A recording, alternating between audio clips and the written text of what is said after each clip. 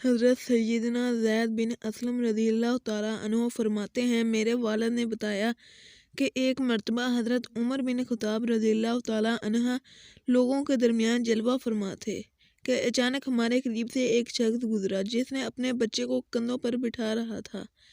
حضرت عمر بن خطاب رضی اللہ تعالیٰ عنہ نے جب ان باپ بیٹے کو دیکھا تو فرمایا، جتنی مشابہت ان دونوں میں پائی جا رہی ہے میں نے آج تک ایسی مشابہت اور کسی میں نہیں دیکھی۔ یہ سن کر اس شخص نے عرض کی، اے امیر المومنین، میرے اس بچے کا واقعہ بہت عجیب و غریب ہے۔ اس کی ماں کے فوت ہونے کے بعد اس کی ولادت ہوئی ہے۔ یہ سن کر آپ رضی اللہ تعالیٰ عنہ نے فرمایا، پورا واقعہ بیان کرو۔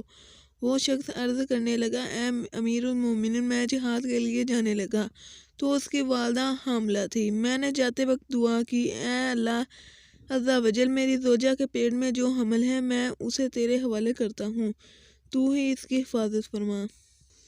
یہ دعا کر کے میں جہاد کے لیے روانہ ہو گیا۔ جب میں واپس آیا تو مجھے بتایا گیا کہ میری زوجہ کا انتقال ہو گیا ہے۔ مجھے بہت افسوس ہوا۔ ایک رات میں نے اپنے چچا زاد بھائی سے کہا، مجھے میری بیوی کی قبر پر لے چلو۔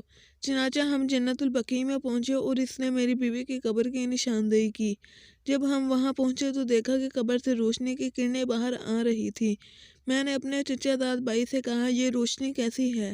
اس نے جواب دیا، اس قبر سے ہر رات اسی طرح روشنی ظاہر ہوتی ہے، نہ جانے اس میں کیا راز ہے۔ جب میں نے یہ سنا تو ارادہ کیا کہ میں ضرور اس قبر کھود کر دیکھوں گا۔ چنانچہ میں نے پھاڑاؤ منگوایا۔ ابھی قبر کھودنے کا ارادہ ہی کیا تھا کہ قبر خود بخود کھل گئی۔ جب میں نے اس میں جھانکا تو اللہ عز و جل کا قدرت کا کرشمہ نظر آیا کہ یہ میرا بچہ اپنی ماں کی گود میں بیٹھا کھیل رہا تھا۔ جب میں قبر میں اترا تو کسی ندا دینے والے نے ندا دی، تو نے جو امانت اللہ عز و جل کے پاس رکھی تھی وہ تجھے واپس کی جاتی ہے۔ جا اپنے بچے کو لے کر جا۔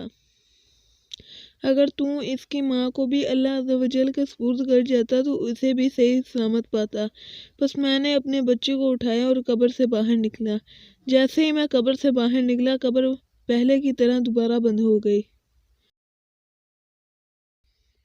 اگر ویڈیو اچھی لگے تو لائک کریں اور مزید اسلامی ویڈیوز کے لیے چینل کو سبسکرائب